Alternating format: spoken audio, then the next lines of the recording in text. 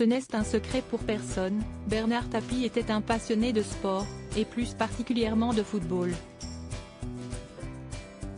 Président de l'Olympique de Marseille de 1986 à 1993, l'ancien ministre de la Ville, qui est mort des suites de son cancer le 3 octobre 2021, avait le club de la cité phocéenne chevillé au corps.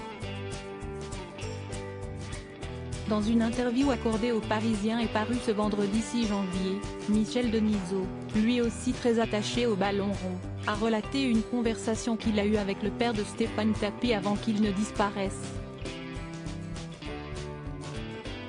Bernard Tapie m'avait dit ça vers la fin de sa vie: tu peux avoir réalisé autant d'interviews que tu en veux, tu verras, on te parlera toujours d'abord du PSG, comme moi on me parlera toujours de l'homme avant toute chose, s'est souvenu l'ex-présentateur du Grand Journal, qui a pu constater tout au long de sa carrière que le boss avait raison.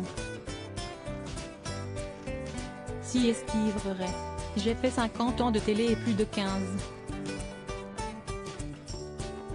000 interviews, mais, tous les jours dans Paris il y a au moins 3 ou 4 personnes que je croise qui me parlent du PSG, a confié le président non exécutif de Châteauroux. Je ne pensais pas que ça aurait marqué autant les gens, a affirmé celui qui a également dirigé le Paris Saint-Germain dans les années 1990.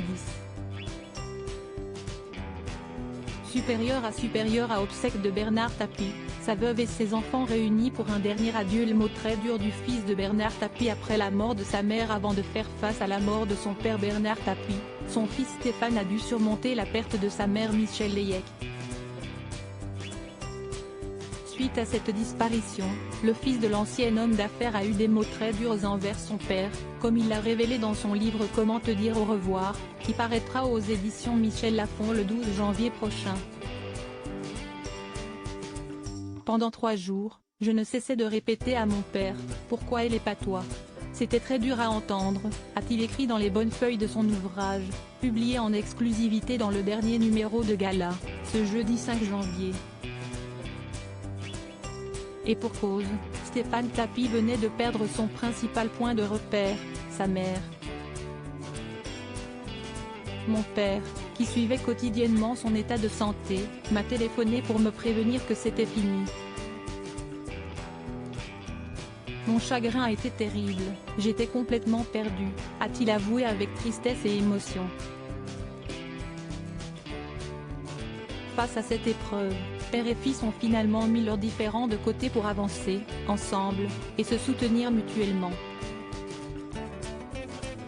Crédit photo, Best Image.